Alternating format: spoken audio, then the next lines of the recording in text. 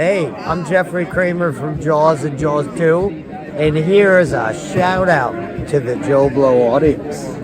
Whoa. Martha's Vineyard, 87 square miles of summer paradise off the coast of Massachusetts.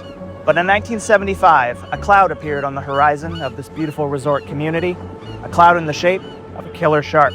Half a century later, and Bruce the shark is still making us afraid to go back in the water.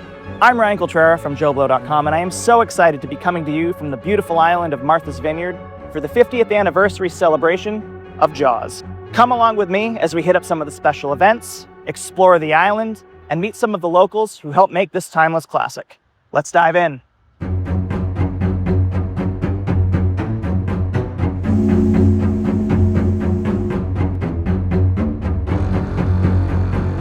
When I first arrived at the island, one thing became abundantly clear. I wasn't on the Vineyard anymore, I was on Amity Island. This entire place got into the Jaws spirit. Everywhere you looked had something exciting for fans, from original props, to replicas, to special guests, and of course, sharks.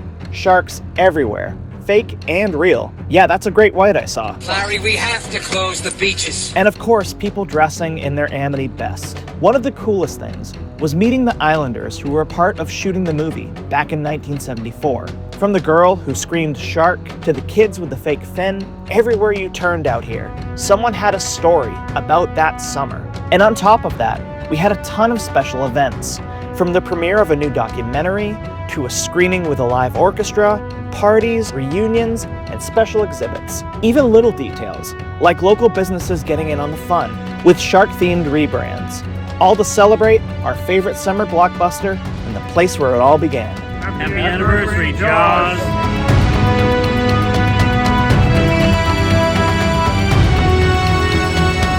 Welcome back to Amity Islands. Right off the bat, there was one particular guest that had the whole island buzzing. The return of a certain fishing vessel. How cool is that? After 50 years, the Orca has returned to Amity Island. One of the highlights of the weekend was the unveiling of Return of a Legend, a lovingly reconstructed version of the Orca, built by SMC Inc. under the guidance of Michael Sterling and Jaws production team veterans like Joe Alves. This isn't just a replica, it's a floating tribute, one person even bringing a piece of the original Orca with him. Every last detail was on point, and people flocked to it. Hi, my name is Marty Mulder. I was the foreman of set construction on Jaws. I built the Orca. The person who built this has been consulting with me for 2 years, and I've given him a lot of detail. And this boat is so well made that it has the same problems the Orca had. And while at the Orca, I ran into a certain someone who knew the boat pretty well back in the day. Is there an element to your performance as Hooper that you feel doesn't get enough attention from the fans? No. All right. Perfect. Now, is this your first time back on the island since shooting? Yeah. And there's a lot that's been said over the years about your working relationship with Robert Shaw. Looking It's back, a lie. Yeah? It's a lie. Complete lie. They lied. They made it up. And I was very hurt. What do you hope is most remembered about you in that film? I like the idea that people can watch this in 100 years. Absolutely. When you see this film, pay full price. Don't listen to anybody else. There's no freebies here. And good luck.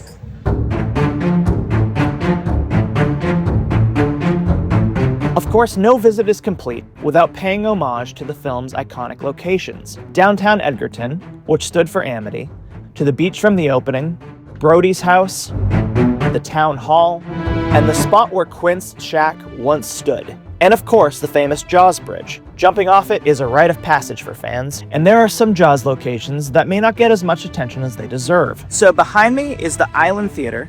This is where 50 years ago, on June 20th, 1975, Jaws had its Martha's Vineyard premiere. This is where the locals who were in the movie and worked crew gathered to see the fruits of their efforts for the first time. Sadly, the theater is closed and in a bit of disrepair, but I really hope that someday they fix this place up so we can all watch Jaws where it first debuted. The Martha's Vineyard Museum hosted Jaws the Reunion, a lively lawn party celebrating not just the film, but the islanders who were part of its creation. I had a chance to meet several of them, faces you just might recognize from key scenes in the movie.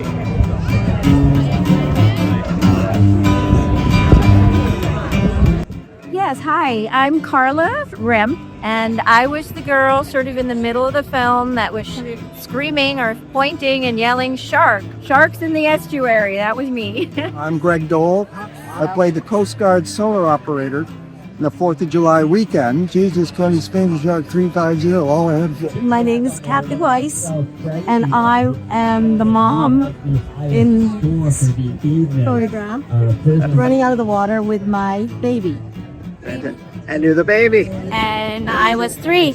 Basically, we get paid $50 a day and lunch, run out screaming when they call us to. So I got to go down and see the sharks before anybody else did. I got a set of the teeth. We both were Charlie Cleese a fake fan, but I was the he made me do it kid, and He made me do it. Contrary to what he says, I did not make him do it. Inside the museum, they're featuring a special exhibit titled Jaws at 50, A Deeper Dive. From Quint's yellow barrels and Ben Gardner's head, to Mayor Vaughn's iconic anchor jacket, and Quint's harpoon gun, it's a treasure trove of original props and costumes that would make any fan's jaw drop, with pieces gathered from deep within the archives. Running throughout the summer, this exhibit is part of a larger, year-long celebration, which also includes a visit from the Broadway play, The Shark is Broken, a production about the behind-the-scenes making of Jaws.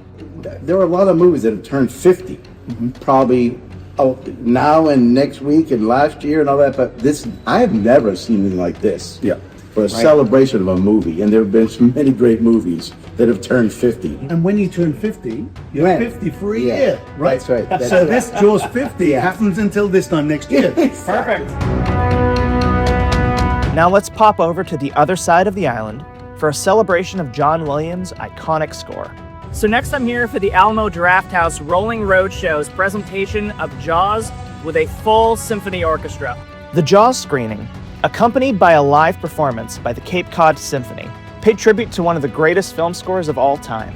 Famously, Steven Spielberg initially thought John Williams' now legendary theme was a joke when he first heard it. But today, those 2 simple notes are instantly recognizable as the primal, carnal heartbeat of a shark turned into music. Here are a few highlights from that unforgettable evening. You notice a number of violinists here, and this is a big job, and I just want to tell them, some of them anyway, that from the looks of things, they're going to need a bigger bow. Yeah. Come on, that's quality Jaws humor.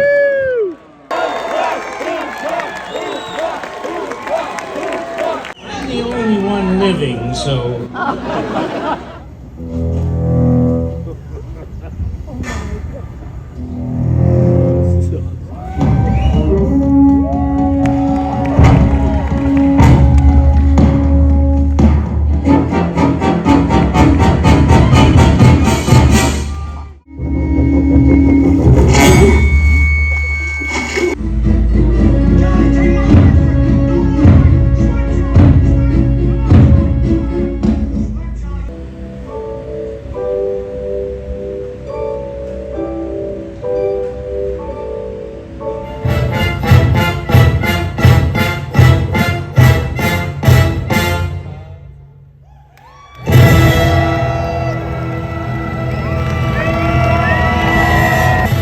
Premiering on the island this weekend was the National Geographic documentary Jaws at 50, followed by an after-party at the very hotel where the cast and crew stayed during the summer of 1974. The documentary, set to debut on Disney+, is a must-watch for Jaws fans, featuring fresh insight into the making of the film. So I wanted it to be a story of courage and persistence and triumph of the human spirit over the odds.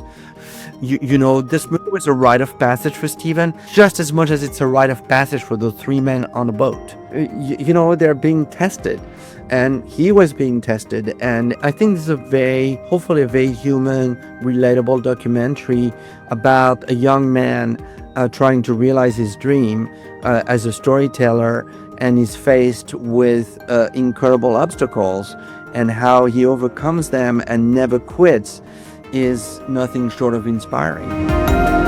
With my time at the Vineyard almost at an end, I decided to take one last walk to the Orca. In a surprise appearance, Hooper himself, Richard Dreyfuss, boarded the Orca for the first time since filming. He took a seat in the exact spot he occupied in the film, offering fans a truly special, unplanned moment that felt like stepping right back into Jaws. Show me the way to go home. I'm tired and I wanna go to bed. Had a little drink about an hour ago and it went right to my home.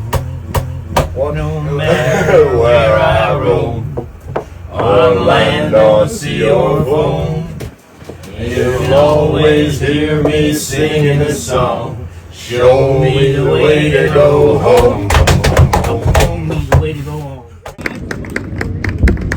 You people are nuts. We love you, Richard. I love you. Thank you. So that'll almost do it for my coverage of the Jaws 50th anniversary celebration here on Martha's Vineyard. Honestly, this has been one of the coolest weekends for a fan like myself, and I feel like there's only one thing left to do, and that is make my love of Jaws permanent. I mean, when else can you get a tattoo of the Orca with it docked yards away, right? Huge shout out to Jeff at Seaview Tattoo. My love of this movie has been made permanent with your skilled ink work. I'll drink to your leg. From JoBlo.com, I have been Ryan Coltrera. Farewell and adieu.